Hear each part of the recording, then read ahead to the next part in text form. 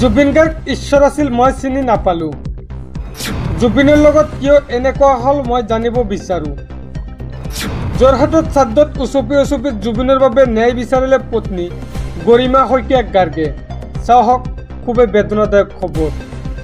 জুবিন গাৰ্গ ঈশ্বৰ আছিল মই চিনি নাপালোঁ। মই এটা কথা জানিব বিচাৰোঁ, জুবিনৰ লগত কিয় এনেকুৱা হ'ল। জুবিন যে নাই সেই কথাটো এতিয়াও মানিয়ে ল'ব পৰা নাই। শ্ৰাদ্ধত উচপি জুবিনৰ বাবে ন্যায় বিচাৰিলে পত্নী গৰিমা গাৰ্গে। লাখ লাখ মানুহৰ মৰম আছে, সিখন পৃথিৱীত জুবিনৰ যাত্ৰা সুগম হ'ব। জাতি ধৰ্ম বৰ্ণ নিৰ্বিশেষে যি মানুহ ওলাই আহিছে এয়াই জুবিনৰ সপোন। কায়িকভাৱে আমাৰ মাজত নাই যদিও জুবিন ঐশ্বৰিক সত্তা আছিল। যোৰহাটত জুবিনৰ শ্ৰাদ্ধত উচপি কৈ গ'ল গৰিমা শইকীয়া গাৰ্গে। পৰৱৰ্তী খবৰ। অচিক কপিল বৰাৰ চৰম গুণ্ডাগিৰিত এজন যুৱক শেষ হৈ যোৱাৰ অভিযোগ। তামাৰহাট আৰক্ষীৰ দাদাগিৰিত চিৰদিনৰ বাবে মনোহৰ ৰায় নামৰ যুৱকে চকু মোজাৰ অভিযোগ। ইতিমধ্যে খাকী পোছাকৰ দম দেখুওৱা অচি কপিল বৰাক কৰা হৈছে ৰিজাৰ্ভ ক্লজ। চাওক খুবেই গুৰুত্বপূৰ্ণ খবৰ। পূজাৰ আনন্দৰ মাজতেই আৰক্ষীৰ বিৰুদ্ধে হত্যাৰ অভিযোগ। তামাৰহাটত আৰক্ষীৰ নিৰ্মম প্ৰহাৰত এজন যুৱকৰ মৃত্যুক লৈ চাঞ্চল্য। ধুবুৰী তামাৰহাট থানাত ভাৰপ্ৰাপ্ত আৰক্ষী বিষয়া কপিল বৰাৰ বিৰুদ্ধে অভিযোগ। কোনো কাৰণ নোহোৱাকৈ 3 যুৱকক থানালৈ নি প্ৰহাৰ কৰাত এজন যুৱকৰ মৃত্যু। মনোহৰ ৰায় নামৰ যুৱকৰ মৃত্যুক লৈ তামাৰহাটৰ মেছপাৰা গাঁৱত উত্তপ্ত পৰিস্থিতি। তামাৰহাট থানাৰ অচি কপিল বৰাৰ প্ৰহাৰতে মনোহৰৰ মৃত্যু হোৱাৰ অভিযোগ। দুটা ফৈদৰ মাজত ঘটা সংঘাতৰ পৰিণতিত প্ৰহাৰৰ সন্মুখীন হয় মনোহৰ ৰায়। আৰক্ষীয়ে ঘটনাৰ তদন্ত নকৰাকৈ মনোহৰ সহ 3 যুৱকক প্ৰহাৰ কৰাৰ অভিযোগ। ইতিমধ্যে খাকী পোছাকৰ দম দেখুওৱা অচি কপিল বৰাক কৰা হৈছে ৰিজাৰ্ভ ক্লজ। কপিল বৰাৰ চৰম অৱহেলা আৰু নিৰ্দোষী যুৱকক প্ৰহাৰ কৰাৰ অপৰাধত ৰিজাৰ্ভ ক্লজ। গুণ্ডাৰূপী আৰক্ষী বিষয়া কপিল বৰাক চাকৰিৰ পৰা নিলম্বন কৰাৰ সম্ভাৱনা। পৰৱৰ্তী খবৰ।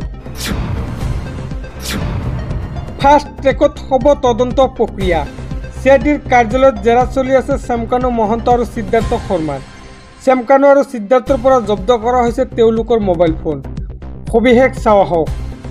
জুবিন গাৰ্গৰ মৃত্যুৰ ঘটনাক লৈ আহি গ'ল বিগ ব্ৰেকিং। জুবিনৰ মৃত্যুৰ ৰহস্যৰ তদন্তত কৰিবলৈ শীঘ্ৰেই ছিংগাপুৰলৈ যাব এটা দল। ছিংগাপুৰত গৈ তদন্ত কৰিব অসম আৰক্ষীৰ দলে। ইতিমধ্যে ছিংগাপুৰৰ চৰকাৰৰ লগত সকলো আইনী ব্যৱস্থা কৰি থকা হৈছে। শ্যামকানু আৰু সিদ্ধাৰ্থৰ পৰা জব্দ কৰা হৈছে তেওঁলোকৰ মোবাইল ফোন।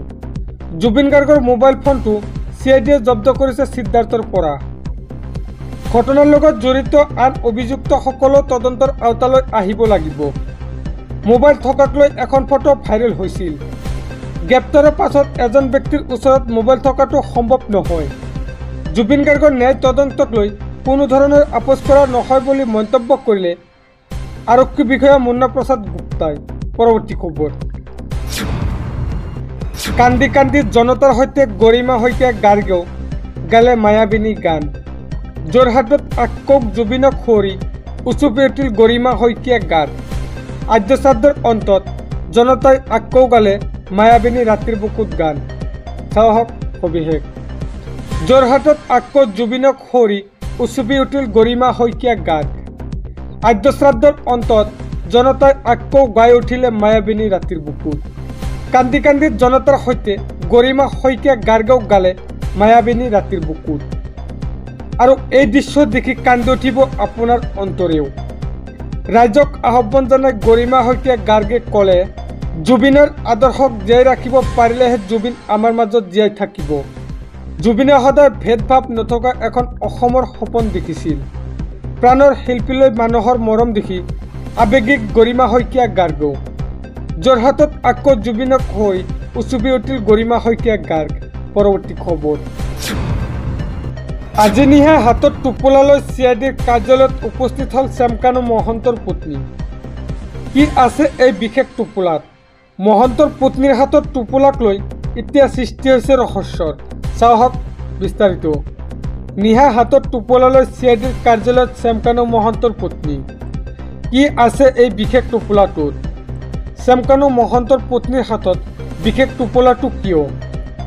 সংবাদ মাধ্যমত কোনো মন্তব্য নকৰাকৈ কাৰ্যালয়ত সোমাই গ'ল শ্যামকানু মহন্তৰ পত্নী। পত্নীৰ হাতত থকা টোপোলাক লৈ এতিয়া সৃষ্টি হৈছে ৰহস্যৰ। নিশা হাতত টোপোলা লৈ CIDৰ কাৰ্যালয়ত শ্যামকানু মহন্তৰ পত্নী। পৰৱৰ্তী খবৰ।